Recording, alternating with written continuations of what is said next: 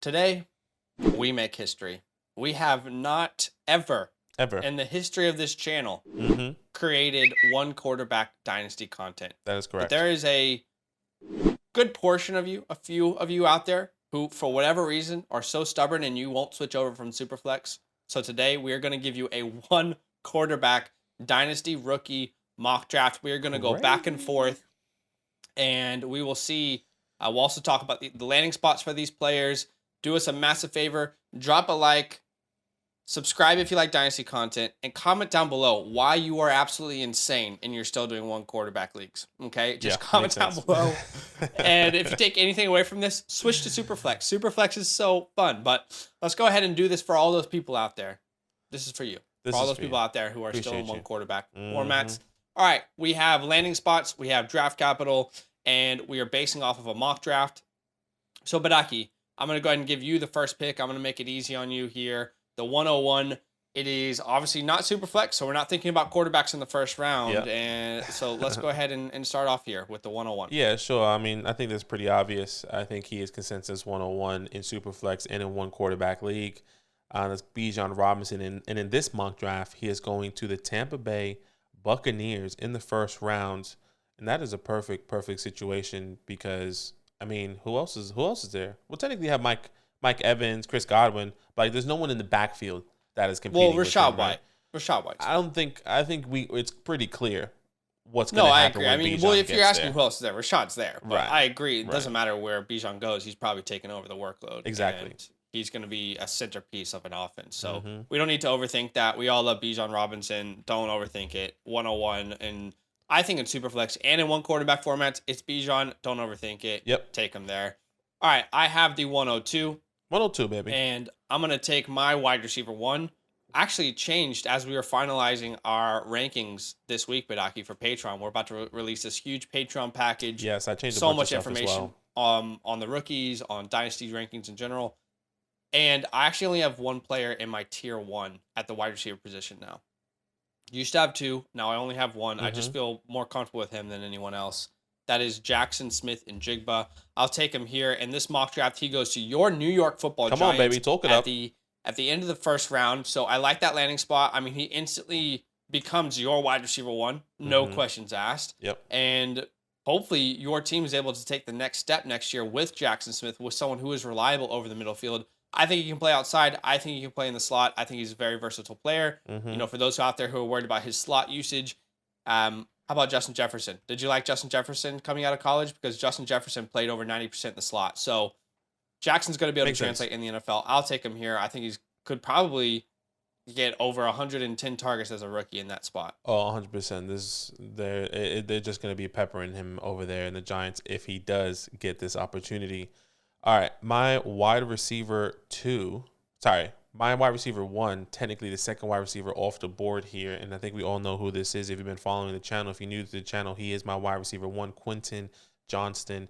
And here in this mock draft, he goes in the first to the Titans with a specific Texans, with a quarterback that we're going to be talking about a little bit later, but kind of the same thing. He's my wide receiver one, 6'4", 215 pounds, can run, just a 440. He's going to be a really fast guy, in my personal opinion. He's going to be a workhorse. I know a lot of people are a little bit scared of TCU wide receivers, but I think this is a little bit different, in my personal opinion. Go watch that. Who's our wide receiver one? Jackson Smith-Njigba, Quentin Johnson. Yeah, it's on the page called Who's Wide Receiver One. It's phenomenal. Okay, stuff. That was a fun one to make. So, if anyone was wondering, what were you doing? Okay, there's a spider. We're in Australia right now. There's a spider literally on my monitor. Is it a huntsman, though? No, it's one of those little ones that jump. Oh, okay. I got you. I got you, bitch. It's okay. I'm sorry. That's live. I didn't want that spider jumping on me while we're recording. If it wasn't a huntsman, like it was like, all right, we need to stop this video, and then Okay, I have the 104 here, and I'm super happy because I have my 103 in one quarterback formats. That is Jahmyr Gibbs. I'll take Jahmyr Gibbs. He goes to the Eagles in the second round in this format. I'm a big fan of Jahmyr Gibbs' game. And popping him into this offense, if they spent second round draft capital on him, I'm sorry, everyone who has Miles Sanders, I am assuming Miles Sanders has moved on, and Jahmyr Gibbs is going to be the feature back in that offense. I am a big fan of his game. I see a lot of Aaron Jones. I see a lot of DeAndre Swift. I hear the Alvin Kamara comps. I'm not loving those comps because Jahmyr Gibbs is not that kind of size. Yeah. But I'm a big fan of Jahmyr Gibbs, and I think he's going to be an absolute weapon for a team in the NFL. I like the landing spot as well. Yeah, I do like the landing spot. Okay, let's see where I am going to go here. I think I'm going to go wide receiver again. I think it's pretty obvious. One quarterback, right? Kind of got to switch it up. Yeah. It's a little bit different. I'm going Jordan Addison here. Jordan Addison goes to the Titans, right? He's going to be on the other side, opposite of Treylon Burks. There's another guy that's clearly going to come in, be the wide receiver too, the field stretcher for this team. And I think that's exactly what Ryan Tannehill needs. I mean, what was he doing with, not saying that Jordan Addison is A.J. Brown, but he was just throwing the ball deep, right? And A.J. Brown was going up and getting it. Jordan Addison has the speed, and maybe he can kind of fit a similar role, not the same body frame, but once again, stretch the field. I like everything that he can do, especially being the wide receiver two. We don't see him as an elite wide receiver one, in my opinion. I see him more as an elite wide receiver two. Exactly, just a good workhorse guy. That's exactly the role that I envision for Addison, like one of these elite wide receiver twos on a team, a la Devonta Smith. Now, I don't think he's as good of a prospect as Devonta Smith because his hands aren't anywhere near Devonta's, and he doesn't play through contact like Devonta does at this point, and that could change. But I agree. We see the same role. And honestly, this is the kind of scenario you and I want. We want him to go to a team that already has a big body that he can complement. We don't want him to kind of be forced to be the one from day one. Okay, I'm going to actually draft his teammate next here at the 106. That is my RB3 in this year's draft class. And that is Zach Charbonnet, who, again, goes to the same team, the Titans. This is in the second round. Yep. So I'll take Zach Charbonnet here at the 106. I'm a big fan of Charbonnet's game. He is a complete all-around running back. He would have been my RB3 in last year's class, in case you're curious. So he would have been right after Ken Walker for me. This is a big, powerful, strong running back, good vision, great in the open field, not afraid to hit you in the mouth. And he had a goal to improve as a pass catcher this year. He absolutely did that, put up much bigger numbers. And I think his hands just in general, I think he got better with his hands. Yeah. So this is at minimum a day one starter, first and second down role. And then he can turn into someone who can be a 3-down guy. Now, in this scenario, I'm assuming they're moving on from Derrick Henry. It's a new wave. We've just got Addison. We just drafted Zach Charbonnet. So I'm assuming they're rocking with Tannehill, Charbonnet, Burks, Addison. And that's kind of the new wave moving forward. And maybe they figure out quarterback later. Yeah, it feels comfy. I really like the landing spot for big old Zach Charbonnet. And it kind of fits that mold, like with Derrick Henry, kind of like what you said. Yeah. All right. I'm going with another wide receiver here. What's this? The 107. He goes to the Indianapolis Colts in the second round, and he is also a guy that has moved up my rankings. He is no longer, he was really far down. I was like, you know what, let me come back and reassess. He was like my wide receiver 7, wide receiver 8 around that time, if I'm not mistaken. Now he is my wide receiver 4, and that is Kayshon Boutte. He goes to the Indianapolis Colts. It is in the second round, though, but I do like the landing spot. And once again, another guy we're probably going to be talking about a little bit later does go to this team. Michael Pittman, Boutte, Alec Pierce on the outside, Jonathan Taylor behind him. This is going to be a crazy team with a good offensive line, a decent offensive line. I like this landing spot. Yeah, I like the landing spot as well. And let me just say to anyone out there who is questioning Boutte, don't let the whole bad off-field narrative stop you from drafting a very good talent. Yeah. Don't. That's what I had to honestly, I like a little, what's the word? A little mischievousness in my wide receiver, a little attitude, a little a guy that can have fun, Yeah. I like a guy who can have fun. Okay, so Charbonnet is off the board. Boutte is off the board. I'm kind of in an interesting spot here because I think, and maybe I'm using the draft wrong, but I think I can use my leverage because I know you will not draft the next player that I like here. So I know I can draft the player that I like here and still go draft one of these running backs, that I really want. So here at the 108, this might be too early. This might be too early. It's not. I don't know, but I'm going to go Michael Mayer, tight end out of Notre Dame. He gets drafted with the 9th overall pick to the Panthers in the first round. That's incredible. I don't even think that that's unrealistic. I do think he's probably a top 15 to 20 pick in the first round this year. We just finished scouting the tight ends last week as we're preparing to release our Patreon package for you guys. And I put out a little tweet. I just said, I don't think we should actually be underlooking Michael Mayer. I mean, he is a complete tight end prospect. Now, we don't like drafting rookie tight ends, and maybe I'm falling into the trap, but I do think he steps in day one and he's going to be a contributor to a team. And he has the size, okay? He's a good blocker, which I think is massively underrated part of his game. He's a very good blocker. He's a good receiver, good contested catch ability. In fact, guys, he had a 65.4% contested catch rate. And that sounds impressive, but it sounds even more impressive when you realize he had 26 contested catch targets. He caught 17 of them. That kind of volume is ridiculous. He was the first PFF graded tight end out of 461 tight ends. He was first in yards per route run. He was second in first downs. He was 8th in run blocking grade for tight ends out of 674. Don't dismiss him because he's not Brock. He's not Brock Bowers coming out next year. Right. Michael Mayer is a very good prospect, and I envision a Mark Andrews type ceiling, a Pat Fryermuth type floor for this player. So I'll take him here at the 108. Maybe it's too early, but I'm also using my leverage. If I was really at the 108, I probably would take one of these running backs because I only get to pick once, but I know that I can take Mayer ahead of Badake here and then still go get my guy later. Yeah, I was hoping that you would get your guy, and I'm still not going to take it because I personally don't like the landing spot, and we'll talk about him a little bit later as he comes around, I guess, towards this turn. Okay, so you go Michael Mayer here. I'm still going to get my guy. He's still my wide. And just quickly, by the way, before you go on, if this is a tight end premium league, because we're drafting this as if it's not. Right. And I think there will be questions about that. Mm-hmm. If this is tight end premium, I'm probably taking him right after Charbonnet. I think that's where I'm going to start taking him. Yeah, I'm okay with that.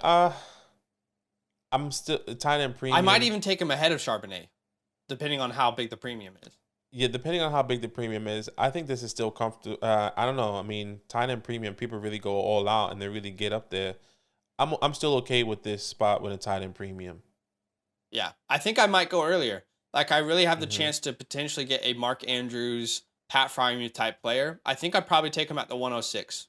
Okay. That's just my opinion. Yeah, no, that's fine. All right, I'm going to take, once again, my wide receiver, if I'm not mistaken, 5 here. I do like the landing spot. It makes sense, and that's Josh Downs. Okay. I like the landing spot. He goes to the Buffalo Bills. He does get first-round draft capital, and they need another wide receiver, right? And they need somebody that can help him, whether that is a slot. They've been trying to fill out this slot receiver role, with Shakira, with Jamison Crowder, with Isaiah McKenzie. You have Gabe Davis on the outside who didn't really do much and was a very disappointing fantasy in a fantasy perspective. But if you can get Josh Downs, he's just a guy. We know that. Yeah, if you can get Josh Downs that can play in the slot, that has great, strong contested catch hands, not only can he do that, but he could also stretch the field with his speed. I mean, this is phenomenal. And I kind of got my notes back up here. He was 11th in contested catch, and you're telling me the guy is 5'10", 175 pounds, mind you. 6 out of those 7 targets he caught for 20 plus yards. So that means he's not only contesting the catch, in the slot, but on the second level with guys that are bigger than him. He plays as a bigger body guy. Once again, 5'10", 175 pounds. I mean, I think this could be perfect for Josh Allen in the slot. Can go down the fields. It could be good for him. So I like this landing spot. All right, here I am at the 110. I'm trying to think. Do I use leverage or do I not let these guys fall down the board because it starts to become a little bit unrealistic? Mm-hmm. Honestly, I have these 2 running backs, and you might hate that I'm going to do this. I have these 2 running backs. Oh my God. They're tied. You know this. This has been well documented for months. These 2 running backs are tied in my scouting grades. One of them has a much better landing spot. Yes. So here at the 110, he probably should have gone earlier. I think you used him as leverage for that last pick. I did, yeah, because I was like, there's no way he's going to let him go. And I'm going to take Sean Tucker here at the 110. He goes to the Cowboys in round 3. I'm assuming, some of my comps for him have been Tony Pollard. I understand that he's faster than Tony Pollard. Mm-hmm. He probably will run a quicker 40. Mm-hmm. But as far as the type of weapon that he can be, I don't know that he's a 3-down workhorse. I personally don't think that is realistic, but Right. he has the upside to become that. And at minimum, he can be a very good weapon like a Tony Pollard in this Cowboys offense. So I'll take him here at the 110. It was really close between him and one other running back. So Yeah. I mean, you used it well, and I'm still not going to take him because once again, I still don't like the draft landing spot, and I think we all know who that is if you've been following this channel. yeah, Okay. Well, this is interesting. Man. I had left you in the an interesting plan. spot. Yeah, I had the plan. I was like, okay, I know what I'm going to say about this guy. Okay. I'll pivot here. I do like the Okay. landing spot. I like the draft capital. He's not high on my rankings technically, but once again, the landing spot is something that I actually do like, and I think it is going to be favorable, and that is Zay Damn it. Flowers. Zay Flowers. He does go in the second round to the Dallas Cowboys. He's gonna play the slot or wherever he goes. Wherever he can play the slot or the outside next to CD Lamb, Dak Prescott. They need another weapon. You need another guy that can come in and contribute in there. And Zay Flowers does have the ability to do that. A good slot receiver, a good guy that can make, people miss, a little twitchiness. So I like what he can do. I like this landing spot, especially with CD and Dak, and with Sean Tucker in the backfield, his teammate. Yeah. His teammate. Yeah. So the leverage didn't work there. I'm a big Zay Flowers guy. I love him. He's been moving up my ranks this entire month. I see a lot of T.Y. Hilton. I see a lot of Eddie Royal. I love the landing spot. He is exactly what the Cowboys need to complement. So that's unfortunate. But I'll take still a very good price here at the 112 with Zach Evans. I'll take Zach Evans at the 112. He goes to the Bengals in round 3. And that's what's concerning to us a little bit. Let's play devil's advocate here, because I know there'll be people in the comments like, there are Bengal fans in our comment sections saying the Bengals are going to move on from Joe Mixon.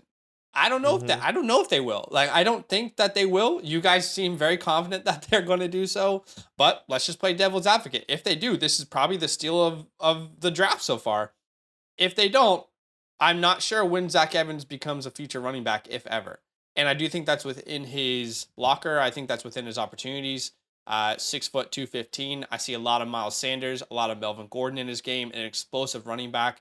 So maybe at minimum he eats into Joe Mixon's role, kind of like how we've seen happen in Dallas. But I can't let him fall any further. If he was in a different spot, I would feel better about it. But this is where I'm going to take him. And again, there's going to be people in the comments saying there's no way the Bengals move on from Mixon, and there'll be people in the comments saying they absolutely will move on from Mixon. This is just this is the game we play. Yeah, it's tough.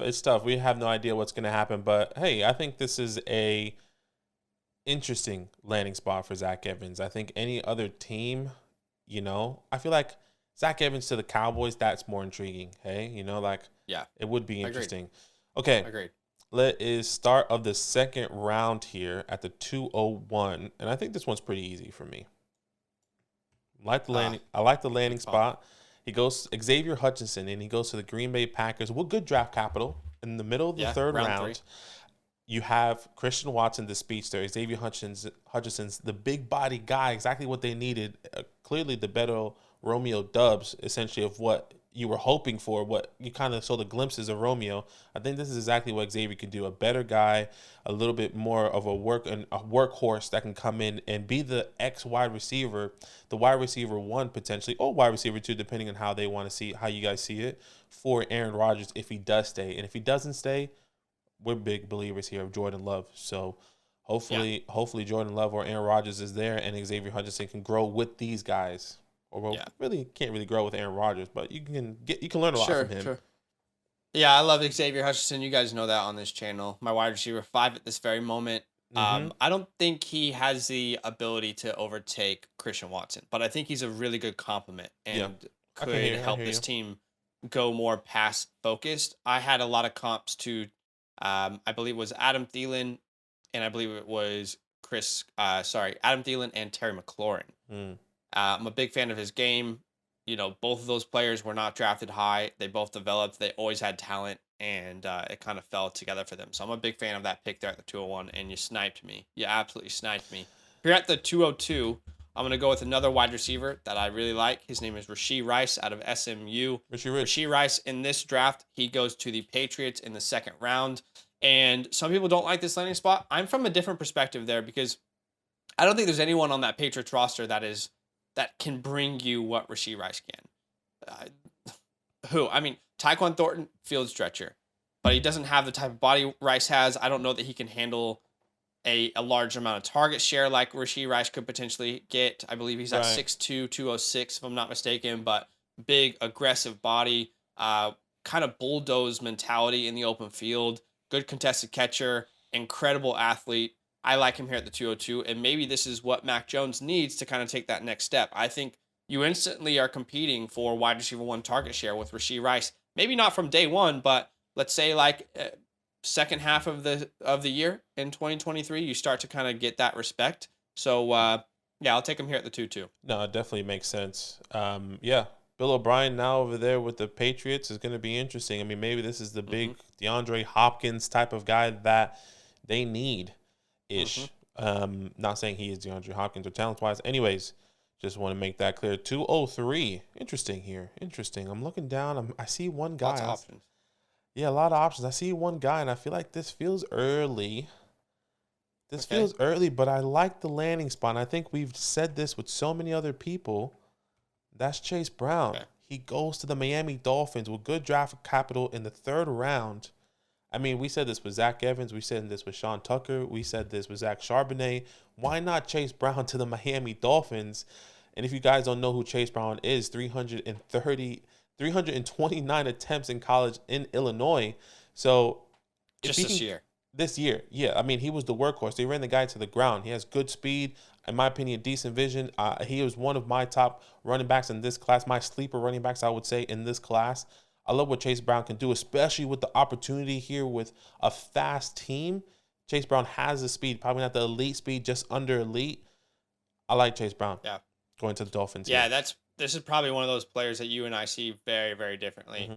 Love the landing spot. I just don't think the player is. We just see the player very differently. But yeah. I'm glad you're able to get your guy there. I probably wasn't going to draft him for a while. But no, that's fair. I'm going to go ahead and grab someone I think probably needs to go ahead of Chase Brown. And maybe this is a player, again, that we see differently. That's Devin Achane. I'll take Devin Achane here. He goes to the Bills in the 2nd round, which is hilarious because how many of these little smaller running backs that could be X factors do you want on your team, Buffalo? I don't know. But maybe I personally think Achane, he has this X factor mentality that James Cook doesn't have. I wasn't a James Cook guy last year, but Aki, you know this. I was very vocal against James Cook. I did not think you should have drafted him where he was going in Superflex leagues. It was like early 2nd round, late 1st. I imagine 1 quarterbacks, it would have been probably mid 1st. I don't know. I mean, I can't speak to 1 quarterback as much, but I think Devin Achane truly does have those elite traits that I didn't see in James Cook. Elite speed.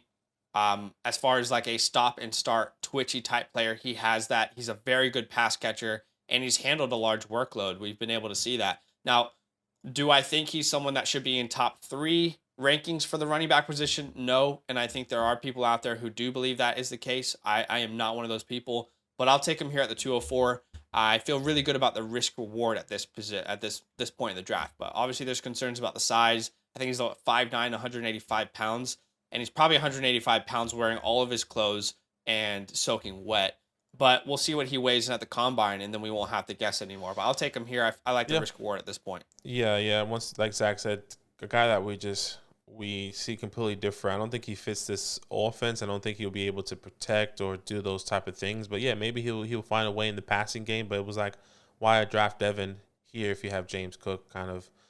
But landing spot and draft capital is interesting because it's a high-powered offense in the 2nd round. So it definitely makes sense. I probably wouldn't have drafted him. I actually do prefer a different landing spot as well, but I like the talent. I'll bet on the talent. Yeah, for sure. All right. I'll go another tight end here. I think it feels comfy right now. Once again, this is a 1 quarterback super flex. Or 1 quarterback, not super flex. So I think we can kind of pass on these quarterbacks. I would say 1 or 2 more spots. Give me Dalton Kincaid here. Get 2nd round draft capital to the Lions. I mean, I look at this guy, and he's a do-it-all guy, right? He was second in contested catches amongst tight ends this past year. He was second in yards after the catch amongst tight ends. I mean, he was first in production as well. He is a guy that can kind of do, or first in production, if I'm not mistaken. He was first in receptions. In receptions, excuse me. First in tight ends, in first downs as well for Dalton Kincaid. So he's a do-it-all guy. He's a guy that can come and take over that T.J. Hawkinson role and be something. So I really like Dalton Kincaid here at the 205. I think both of those tight ends, Mayer and Kincaid, could be really special. Kincaid's an interesting one because I believe he only played football 1 year in high school. Yeah, like he had a really interesting track to become a tight end in the NFL. And I really like his game. He's much more sudden than Michael Mayer. He's just not as complete. I don't think he's going to be able to be relied upon on important run blocking situations. Exactly. But this is where I like to draft him here. You talked about, I think we can wait a couple more picks before these quarterbacks go off the board. For me, right after A-Chain, that's where I was like, okay, I'm gonna take a shot on one of these quarterbacks now. That's fair. So at the 206, I'm gonna take Bryce Young, who lands with the Texans. And keep in mind, Bryce Young now has John Mechie he's gonna go ahead and link up with. He also has Quentin Johnson, who was drafted in the first round by the Texans, an offensive line that is relatively decent. In this mock draft, we haven't talked about him yet, but the Texans also drafted Israel Abanikanda. You have him to pair up with Dameon Pierce. I like the supporting cast that Bryce is stepping into. We have a video coming out here soon where we talk about, who's your quarterback one. For me, it's Bryce. I won't get into too much detail about that just yet. What I will say is he has everything the NFL is looking for from being that improviser in today's game. Can you do the most with the least? And he has proven that. So I'll take Bryce Young here at the 206 and take a shot on him.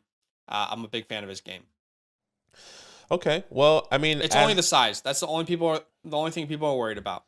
Sure. I guess just like any other draft, when the quarterback or tight end goes off the board, you kind of have a little run, right? So you kind of follow what happens, and I'll go with the quarterback as well. I'll take CJ here.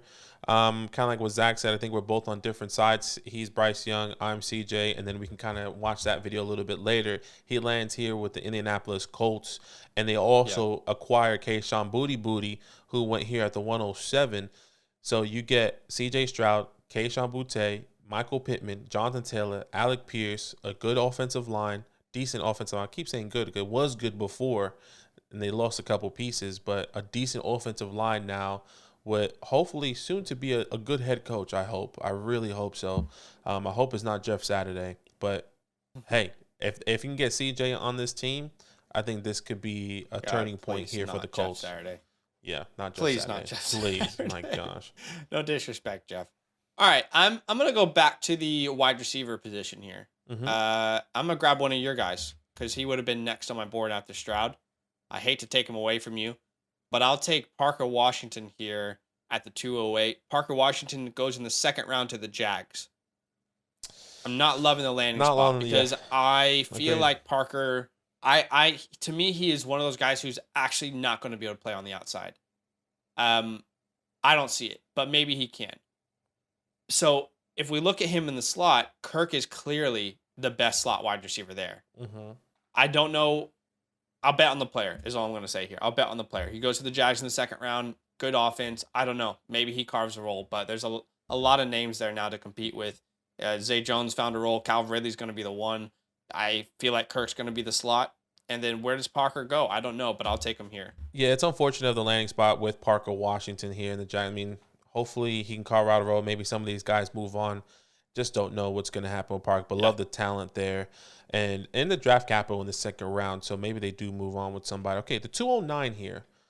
I see 209, quick maths, 9, 10, 11, 12. So 4 more picks. I think we all know the 2 of the quarterbacks that are left. Okay. I'm going to take a player here, and I think it's because of the draft capital, and it always comes down to this point of the landing spot. We don't like the landing spot, but the draft capital is there. We don't see this guy as high as the community, but I know people in the comments are going to say this is terrible that he hasn't been. He should have been higher, right? Yeah. And I think it's pretty obvious who that is, at least for us, and that's Jalen Hyatt. He goes in the first round here to the Eagles. We're so stubborn. What the hell's gonna happen there? You tell me. Like, okay, we have a great, talented wide receiver in your eyes in the community, right? With Jalen Hyatt. Now he goes to Jalen Hurts and the Eagles with AJ Brown, Devonta Smith, Dallas Goedert, and who they take as a running back here? Jahmyr Gibbs, a pass catching back. Sure, let's get some targets to Jalen Hyatt now. It's not gonna happen. Like, it's not. It's like Quez Watkins type production is what you're looking at. Exactly. But I know in the comments, the community going to say he should have been higher. It doesn't matter probably where he goes. The talent's there. Maybe he can beat somebody out. Hey, if it is, I'm happy to be wrong. I think we're both happy to be wrong in that scenario. I think other scenarios, because I do have him high. I have him significantly higher than other people. Not other people. I have him higher than you, specifically. You do have him higher than me, yeah. But, like, he needs to land in the right landing spot for us, for me at least, to see something. Say, you know what? Okay, I'll give him the respect of the talent that I've probably seen on film a little bit, but can he actually be this workhorse guy? So I'll take Jalen Hyatt here. Sure. Just makes sense right now. Yeah, and there'll be people. The question I get a lot, because I am known as someone who doesn't like Jalen Hyatt's game. The question I get a lot, well, he's going to run a fast 40. He's going to be a first-round pick. What are you going to do then? I'm not touching him. He goes to the Eagles. Think he's not someone who's going to ever have a large target share in the NFL. He might be a good NFL player. That doesn't mean he's going to be a good fantasy football player. I don't see this. I mean, even this huge year he just had, guys, how many receptions did he have? I think it was like 67. He put up 1,600 yards. Come on. I mean, I don't know.